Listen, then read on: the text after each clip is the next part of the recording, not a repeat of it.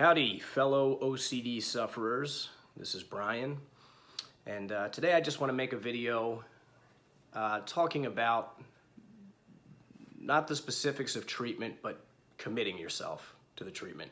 Doing the thing that you know deep down you have to do, that most of us, and I can say that from my own experience and from the people I've been working with, that most of us know we're not really committing to. So I had a client this past week, and he's been suffering for 20 some years. And if he's watching this, which I'm guessing he probably will, since he said he watches all my videos frequently, and I told him not to do that because it sounds ritualistic. But if he's watching, he'll know who he is. And what he admitted to me is that for even 20 some years that he's been doing it, and he's dabbled with exposure and response prevention, and he's said to himself that he's willing to live in a world of uncertainty, he has never fully committed to the treatment.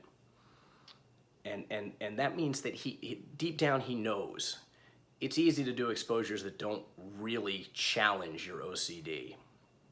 Right? My first therapist put me on a hierarchy of exposures, and a few of them in the beginning, they didn't do anything.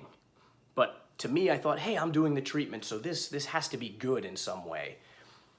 But here's the thing. If you're doing any exposures that aren't really amping up your anxiety and amping up your OCD in general and your uncertainty, then it's worthless. You know deep down what's going to work for you and what's not. So there's a phrase he used that I really liked. He said, yeah, for 20 some years, even though he's known about treatment and he's had access to the internet and read all the articles a million times, he said, which is something we all do, he knew deep down that he wasn't really committing to the whole idea of not knowing. He wasn't accepting the risk that he might be, in this particular case, suffering with HOCD. And so he said, you know, he spent all this time getting close to the fire, but not getting burned. And that's a very good way to put it. Because if you actually want this treatment to do something for you, you have to jump in. You have to get burned. That's the whole point. If you know deep down you're kind of getting close and then running away when it gets too hot, then you know you're not really doing the treatment. So what I want to talk to you about today is committing to the treatment. Just really, really going for it. And here's what I'll say. If I had known where I could have gotten, I wouldn't have wasted all the years like I did, like that gentleman did. For me, luckily, it wasn't 20 some years. It was in between 2 and 3 years of working with a therapist and knowing what the treatment was before I finally just said, man, I really am not getting better. And I know I'm not getting better because I'm not fully committing. I'm finding little ways to cheat. My OCD is beating me. OCD guy is beating regular Brian guy, and it's outsmarting me. But regular Brian guy can outsmart OCD guy. Non-OCD guy can outsmart OCD guy, and that's what you have to do here. And you have to fully commit. And I would say this: give it 3 months. Give it 3 months today from the moment you stop watching this video to say, I'm going to fully commit to the idea of uncertainty. I'm going to do the exposures, and I am not at all going to ritualize. Most importantly, no rituals. I'm going to fully embrace living in a world where I don't know and I don't have an answer. Because the uncertainty isn't the problem, it's the anxiety is the problem. We have uncertainty in so many areas of our life, but it doesn't matter to us. It's not our particular OCD theme, so we just let it slide. So we want to work with the anxiety. Give it 3 months, okay? And also, I remember I worked with John Grayson in Philadelphia, where I'm from, and in his book, it says, and the crux of the book, and is probably the most important point with OCD is, are you prepared to live in a world of uncertainty? And that you have to answer yes. If you want to do the OCD treatment, you have to answer yes and you have to mean it. If you don't, treatment's not going to work for you. So I think a lot of people say yes, but they don't really get what that means. What that means is let's go beyond uncertainty, because uncertainty can be a little misleading. Sure, I don't need certainty. I'd like to have a pretty good idea. No. Let's go further and say you don't know. You just don't know. You don't know if you're a serial killer and you're gonna hurt your family in the middle of the night. You don't know if you hit someone with your car. You don't know if you're gonna get AIDS by touching a doorknob. You just don't know if you're gay. You don't know if you're attracted to kids. You can't know. And if you're suffering with OCD, you know how many times you've tried to get an answer and you know it doesn't work. So I'm asking you today to commit to really not knowing. Do your exposures, do not ritualize. I guarantee you can get better. I guarantee it. So that's what I want to leave you with. Just a short little video on really committing to the treatment. And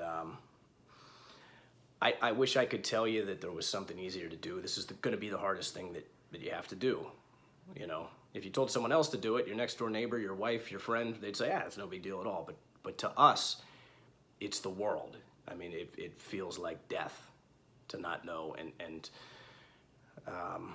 to not ritualize and to have to do exposures. But you can do it. Give it 3 months. 3 months is a blink of an eye compared to your life.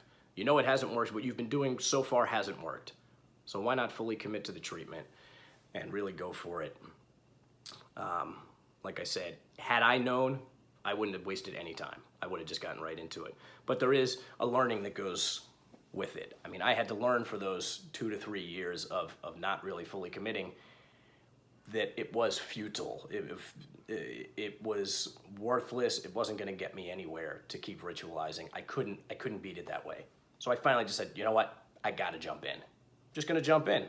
And if it turns out that my worst fear comes true, then fine. I'm going to deal with it when it happens.